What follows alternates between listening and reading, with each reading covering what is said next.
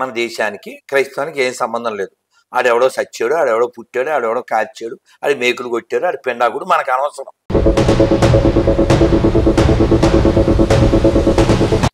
ఈడు ఇందాక గొడవలు అన్నావు కదా, గొడవలు వస్తాయి రావా? ఇలాంటి లుచ్చా బుక్ వలన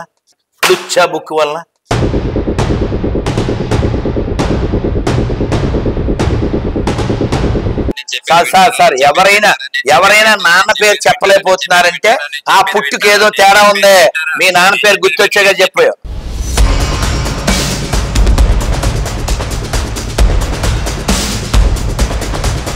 ఈ దేశం చాలా గొప్పది కాబట్టి, ఈ దేశ నాశనానికి ఇస్లాం క్రైస్తవం బోళ్ళంత కష్టపడుతున్నాయి కాబట్టి దీన్ని ప్రొటెక్ట్ చేసుకోవాలి. కాబట్టి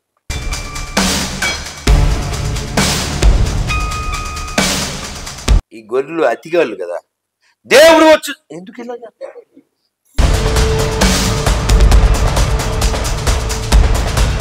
సోషల్ మీడియాలో చూస్తేనేమో ఒక మతాన్ని మీరు టార్గెట్ చేస్తున్నారు అని ప్రతి ఒక్కరు మెన్షన్ చేస్తారు.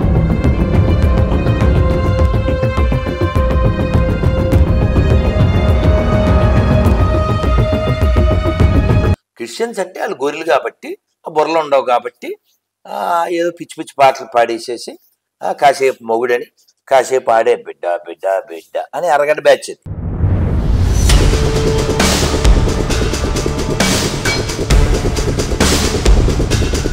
మొన్న ఆడెవడో దరిద్రుడు ఆవుని చంపేసి ఆ పొదుగు ఒక్కదాన్ని వేలాడదీసి దానిలోంచి పాలు పితుకుతున్నాడు. చూసాను మీ స్టేటస్. సో అటువంటి దరిద్రపు జాతి ఎందుకు? భూమికే భారం అది, భారత్ కాదు భూమికే భారం. Hi hello, welcome back to our channel. నేను మీ రక్షిత రెడ్డి. ప్రస్తుతం మనతో పాటు ఉన్న గెస్ట్ అయితే రాధా మనోహర్ దాస్ గారు. ఇప్పుడు తెలంగాణలో చూస్తున్నట్టే గత 2 సంవత్సరాల నుంచి ఆలయాలపై జరుగుతున్న అరాచకాల గురించి మనం చూస్తూనే ఉన్నాం. వాటి గురించి వివరించేందుకు మనతో పాటు ఉన్నారు. సో హరే కృష్ణ గురుగారు. హరే కృష్ణ తల్లి. చూస్తున్నారు కదా గురుగారు, ఈ అరాచకాలు అయితే టెంపుల్స్ పైన చాలా దాడులు అయితే జరుగుతున్నాయి. ప్రత్యేకించి చూసుకున్నట్టయితే మొన్నటిదాకా సికింద్రాబాద్ అయింది, దాని తర్వాత ఇప్పుడు బంజారా హిల్స్, ఇలా మధ్యలో కూడా మనకి చిలుకూరు బాలాజీ టెంపుల్ ది కూడా జరిగింది. సో ఇలా క్రమం తప్పకుండా హిందువుల పైన దాడులు జరుగుతూనే ఉన్నాయి. దీనికి కారణాలు ఏంటంటారు అసలు? రామాయ రామభద్రాయ రామచంద్రాయ వేదసే రఘునాథాయ నాథాయ సీతాయా పతయే నమః. ఎక్కడైతే హిందువులు బలహీనం అవుతారో, అది ఆర్థికం కావచ్చు, ఆధ్యాత్మికంగా కావచ్చు, రాజకీయంగా కావచ్చు, మానసికంగా కావచ్చు, అలా బలహీనమైన చోట్ల ఇలాంటివి జరుగుతూ ఉంటాయి. ఇప్పుడు ముత్యాలమ్మ గుడి దగ్గర జరిగినట్టు, పెద్దమ్మ గుడికి జరిగినట్లు ఓ మసీదుకి చర్చికి జరిగితే వాతావరణం ఇలా కూల్గా ఉండదంటావా? నేనేమంటా అంటే కనీసం వాళ్ళని చూసి నేర్చుకుని మార్చుకుంటే మొత్తం సెట్ అయిపోతుంది, అంతే, అంతమించి ఏం. అంటే మనం చూస్తుంటే ఇంకా పండుగలప్పుడే మన సౌండ్ పొల్యూషన్ అనే ప్రతిదీ మెన్షన్ చేస్తూ ఉంటారు. అంటే వినాయక చవితి వస్తున్నప్పుడు అలా అంటారు, కానీ ప్రతి సండే చూసుకున్నట్టయితే ప్రతి సండే కూడా చర్చ్లలో ఎవ్రీడే రోజు 5 సార్లు ఎంటలేదండి. అవిటికి గుర్తు రావట్లేదా సౌండ్ పొల్యూషన్, సౌండ్ నాయిస్ అని చెప్పి? కాదు కాదు కాదు ఇప్పుడు మెత్తగా ఉంటే మొత్త బుద్ధి వద్దని సామెత. ఇందాక కారులో వెళ్ళేటప్పుడు అన్నాను, ఏదైనా రేపు తెలంగాణలో లేదా ఇంకో చోట ఎక్కడైనా ఒక సరైనటువంటి సీఎం వచ్చినప్పుడు మొట్టమొదటి చేయవలసిన పని ఏమిటి? ఆవాజ్ బంద్ కరో, అంతే, మొత్తం సెట్ అయిపోతుంది. నీకు అర్థం కాలే? హోల్సేల్గా. ఇప్పుడు ఆయనకి అల్లా దేవుడు, ఈయనకి శివుడు దేవుడు, ఈయనకి యేసు దేవుడు, వాళ్ళ వ్యక్తిగతం. ఆడు ఉప్మా తింటాడు, వీడు పూరి తింటాడు, వాడు ఇడ్లీ తింటాడు, అది వ్యక్తిగతం. సేమ్ అంతే. ఇప్పుడు వాడు ఇడ్లీ తింటే మాకెందుకు తెలియాలి? వాడు పూరి తింటే మాకెందుకు తెలియాలి? వాడు పరాటా తింటే మాకెందుకు తెలియాలి? సేమ్ ఇది కూడా అంతే. కాబట్టి ఆవాజ్ బంద్ కోరు, అంతే. అంటే మీరే ఇప్పుడు వ్యక్తిగతం అంటున్నారు. సోషల్ మీడియాలో చూస్తేనేమో ఒక మతాన్ని మీరు టార్గెట్ చేస్తున్నారు అని ప్రతి ఒక్కరు మెన్షన్ చేస్తున్నారు.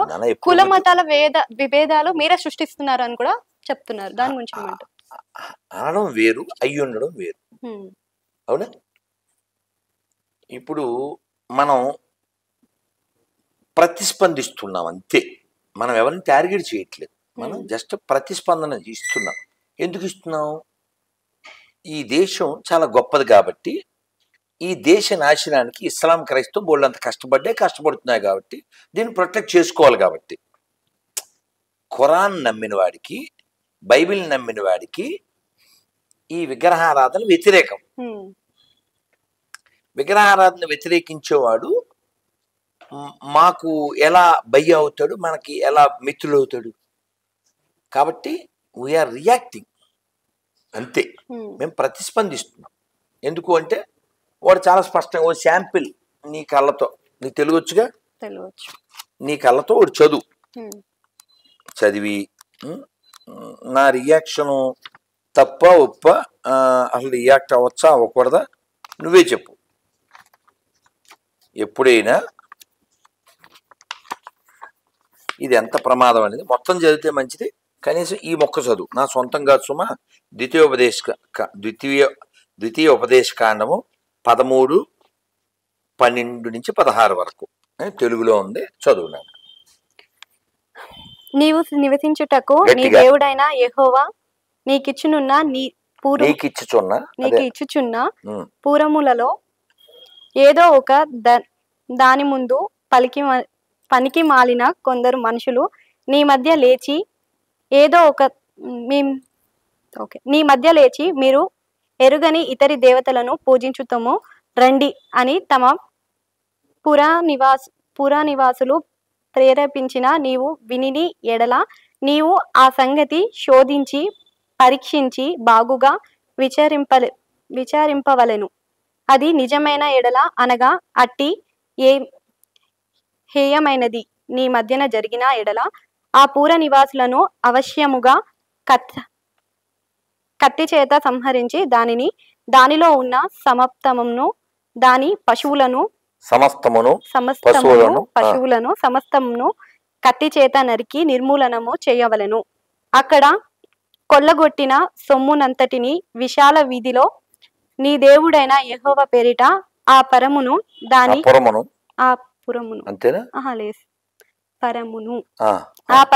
దాని కొల్లగొట్టిన సొమ్మును అగ్నితో బొత్తిగా కాల్చివేయవలెను. అది తిరిగి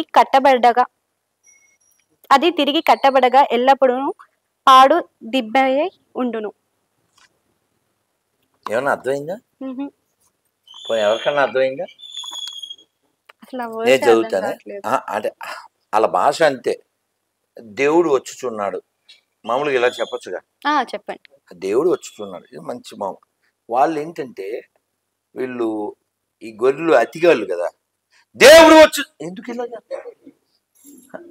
అతినా సన్స్ ఇలా ఎందుకు చెప్పు?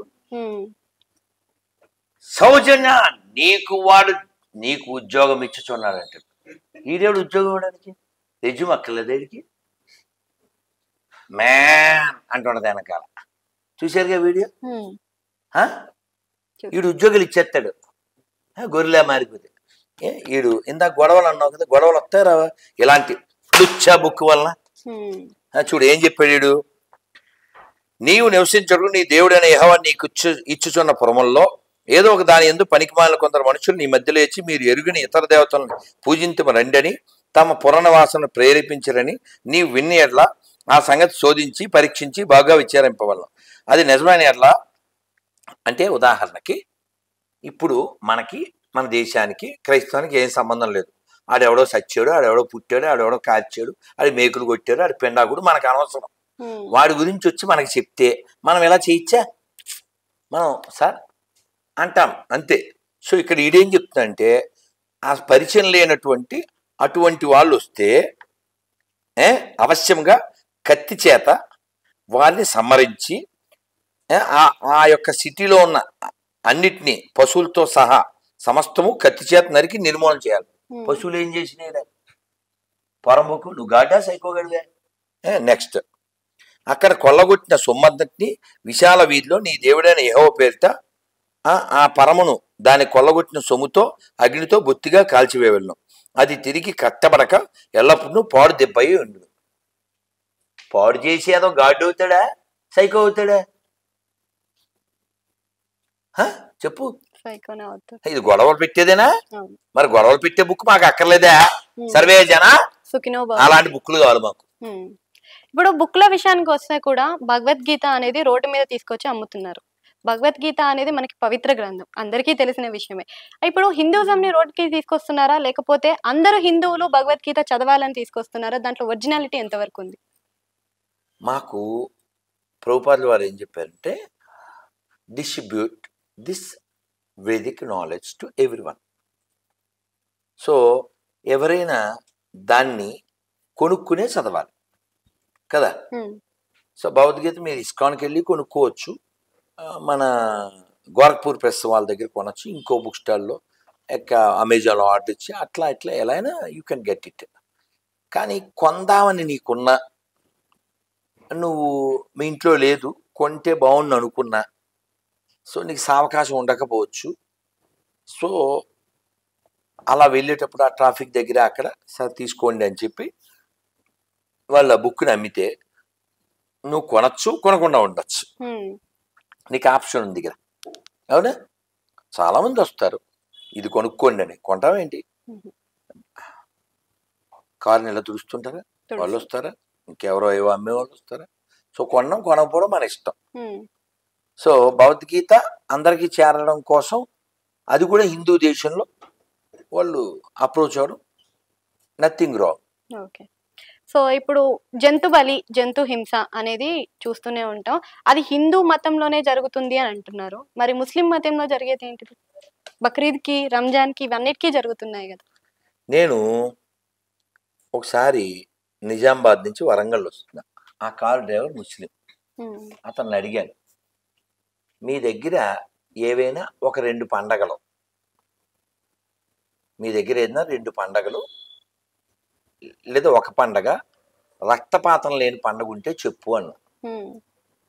అతను అన్నాడు, మాకు ఉండేవే 2 కదా సార్, మొన్న కూడా మా ఫ్రెండ్స్ హిందూస్ ఉంటే మా మమ్మీ నాకు వాళ్ళని పిలిచి కోడికూర పెట్టింది అని చెప్పాడు. హిందువుల పండగల్లో కొన్ని మాంస సంబంధమైనటువంటి చేస్తూ ఉన్నప్పటికీ వాళ్ళకు ఉండే పండగలు 1, 2 ఉన్నా అవి ఖచ్చితంగా రక్తపాతంతో కూడినవే. మనకి రేపు వినాయక చవితి వస్తుంది, రక్తంతో పని లేదు.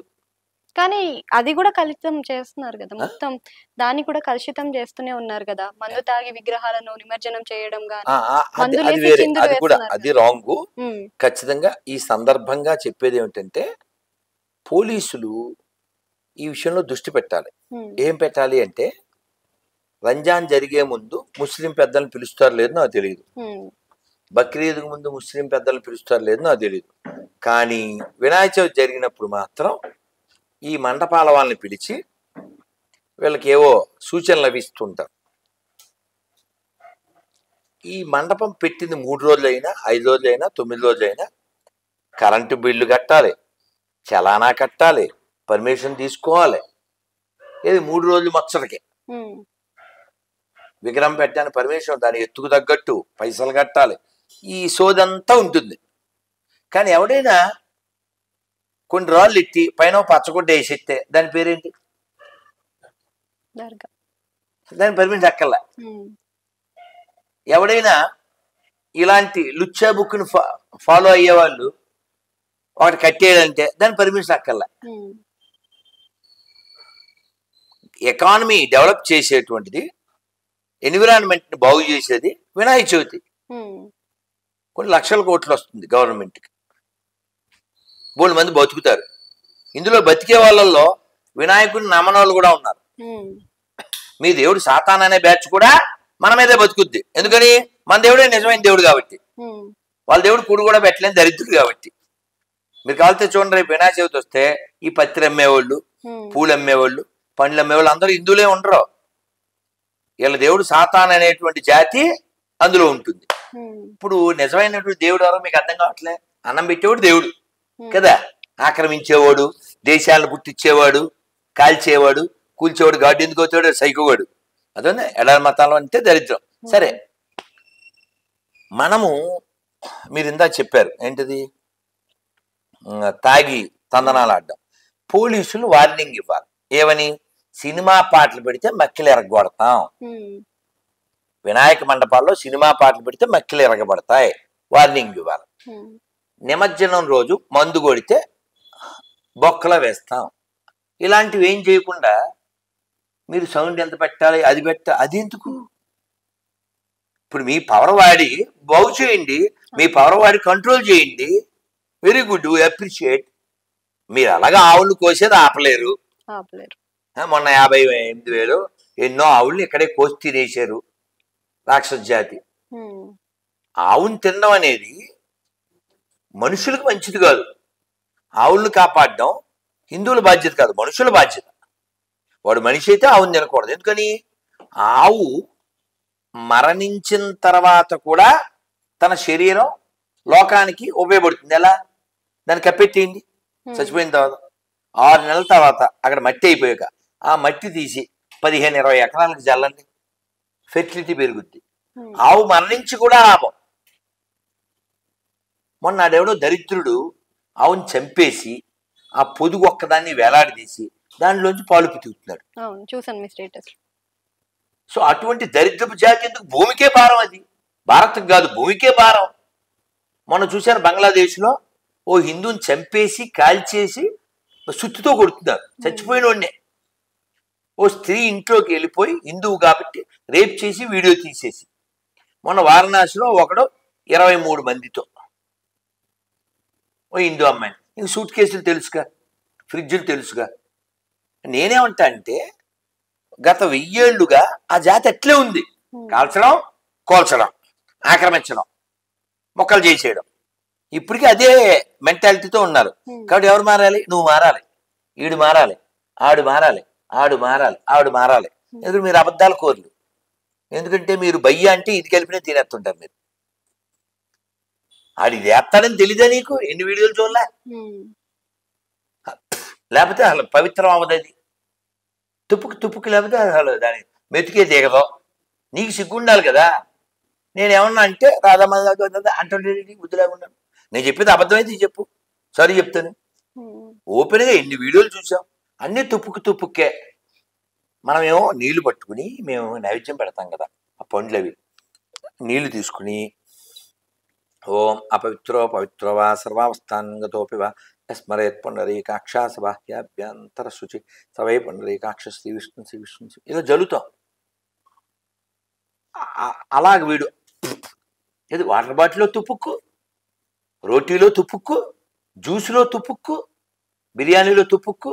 మొన్న ఆవిడెవరో ఆ చిన్న పిల్లోడు ఆవిడ కొడుకు అనుకుంటా కిచెన్లోకి వస్తే వాడి డైరీ తీసి గ్లాసులో పట్టి అది అన్నిట్లో పోసింది. పవిత్రం. ఆడెవడో అన్నిట్లో బాటిల్ తీసుకుని ఉమ్ముపోతున్నాడు. ఆడెవడో యూపీలో జ్యూస్ షాప్ అంట, తండ్రి కొడుకులు వీళ్ళిద్దరిదే జ్యూసు, అన్ని జ్యూసుల్లో కలుపుతూ పంచి పెడుతున్నా. ఆడెవడో అక్కడ బెంగళూరులో దాని ఏమంటే పానీపూరిలో ఉప్పు తక్కువైందని ఆడి పానీ కలిపేసి. నేనేమంటా వాడి తప్పేం లేదు. They have been brainwashed so many years, 1000 years. మనం మారాలి.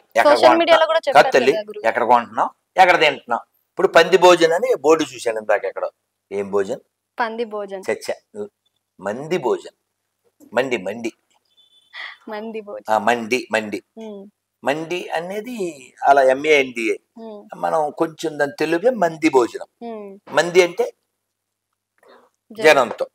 సో మొన్న వీడియో చూశాను, ఎవడో తెలుగువాడు కువైట్లో ఎక్కడో మా సేటు ఇలా ఏదో పార్టీ ఇచ్చాడు. ఆ పార్టీలో జంతువులు దాన్ని టోటల్గా కుక్ చేసి పెట్టారు. సో ఈ పెద్ద జంతువులన్నీ పీకు తిన్నాయి.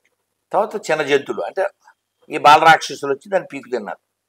ఇదంతా తర్వాత దీన్ని పట్టుకెళ్ళి మా లాంటి పని వాళ్ళకి ఇస్తారు. ఆ కింద కామెంట్లు చదవాలి.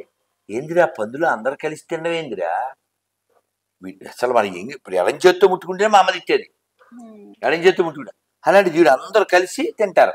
పోనీ వాడు తిన్నారంటే పాపం వాళ్ళకి ఎడారి, అక్కడ వాటర్ ఉండదు. పోనీ ఏదో దొరికిన దాన్ని కొట్టుకుని అందరూ కలిసి పీక్కుని లాక్కుని తింటే ఒక అందం. నీకేం పోయే కలరా?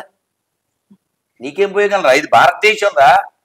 గంగ యమున గోదావరి సింధు కృష్ణ కావేరి బ్రహ్మపుత్ర తుంగ భద్ర తపతి నర్మద పెన్న పొంగి పొరల తరంగాలు నీ మెడలో హారాలు జీవనదుల గన్న తల్లివే ఓయమ్మ నీవు. ఇది ఎన్నో జీవనదులు ఉన్నటువంటి గొప్ప నేల. ఇక్కడ అలా ఎంగిలి కూడి తినవేంట్రా, పందులన్నీ కలిసి తిన్నట్టు ఎంగిలి మంగళం. కాబట్టి ఎవరు మారాలంటావు? మనం మారాలి. ఇదే టైటిల్ ఏంటి? మనం మారాలి. Radha Manohar is not against to Muslims. Radha Manohar Das is not against to Christians. Radha Manohar is against to బొందుగాళ్ళు. ఇది టైటిల్. ఇప్పుడు మీరు ఒక పాట పాడారు కదా, ఇది మన దేశం. క్రిస్టియన్స్ అందరూ పాటలు క్రియేట్ చేస్తున్నారు అని నేను కూడా క్రియేట్ చేయాలని పాడినారా? లేకపోతే మరి ఎందుకు నువ్వు పుట్టక ముందు పుట్టింది ఆ పాట. తెలుసా నీకు? తెలియదు. తెలుదు కదా. మరి క్రిస్టియన్స్ అంటే వాళ్ళు గొర్రెలు కాబట్టి, బుర్రలు ఉండవు కాబట్టి ఏదో పిచ్చి పిచ్చి పాటలు పాడేసేసి కాసేపు మొగుడని, కాసేపు ఆడే బిడ్డ బిడ్డ బిడ్డ అని అరగంట బ్యాచ్ అది. అదే వాళ్ళ పాటల్లో వాళ్ళకి ఏమైనా భక్తా పెండా కూడా వాళ్ళ మెంటలు ఎక్కి ఏదో పాడుతుంటారు. కానీ ఈ పాటలో ఏముంది? విషయం ఉంది. వీళ్ళ విషయం ఉంది అనడానికి రుజువు ఏంటో అని అడుగుతావా నువ్వు? నీకు లైవ్లో చూపిస్తా. ఆ పాటలో ఏం పాడే మనం? James father Jackson, Jackson father Jipson, Jipson father Jairam, Jairam father కదనా? James father Jackson, Jackson father Jipson, Jipson father Jairam, grandfather ఒక్కడే గతమంతా మనదొక్కటే, గ్రాండ్ ఫాదరు ఒక్కడే గతమంతా మనదొక్కటే, ఇది మన దేశం, ఇది మన దేశం, ఇది మన దేశము రన్నా, ఇది స్వర్గము కన్నా మిన్నా. అర్థమైందా?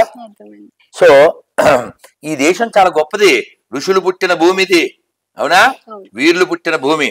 ఇప్పుడు చంటి గారు వాళ్ళ నాన్నగారి పేరు చెప్తారు. సార్ మీకు 2 గంటలు టైం ఇచ్చాను, చెప్పండి సార్ మీ నాన్నగారి పేరు. పిడిసిడు. ఇందాక ఇంటర్వ్యూలో అడిగాను నేను, అప్పుడు చెప్పలేదు. పోనీ లిస్ట్ రాసుకు మళ్ళీ చెప్పాను. నేను మళ్ళీ ట్రై చేద్దాం. నేను అన్నది ఆ పాటలో ఏం చెప్పాను? నేను ఆ పాటలో ఏం చెప్పాను?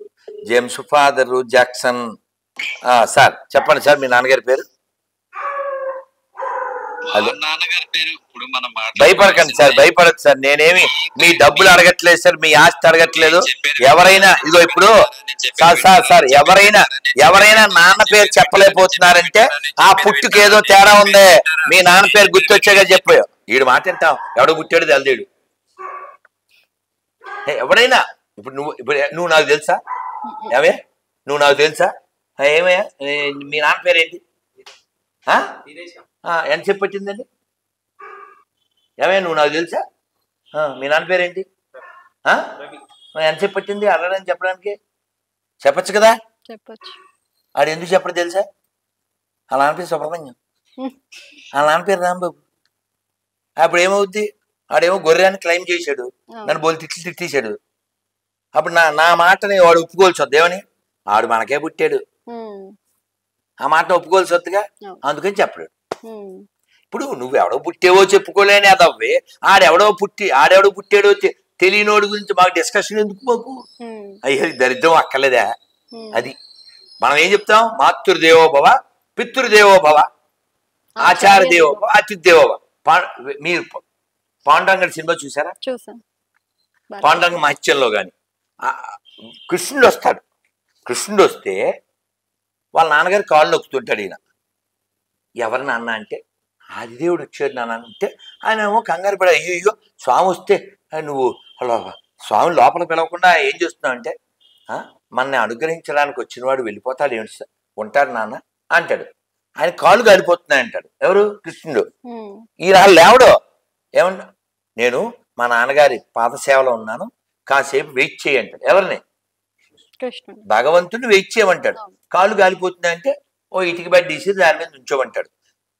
మరాఠీలో విట్టు అంటే ఇటుక, ఇటుక మీద నుంచున్నాడు. That's why it's called Vithala. అది అర్థమైందా? సో అది అవర్ ప్రయారిటీ టు పేరెంట్స్. రాముడు అసలు అడవికి వెళ్ళాలి ఏంటి? అడవికి వెళ్ళాలా? ఎవరి మీద గౌరవంతో వెళ్ళాడు? నాన్నగారు మీద. అంతే. వాళ్ళ నాన్న ఇంకొక ఐడియా కూడా ఇచ్చాడు. ఒరే నేను మీ పిన్ని ఎదిరించలేను, నన్ను జైల్లో పెట్టేస్తే అందరూ భయపడిపోతారు.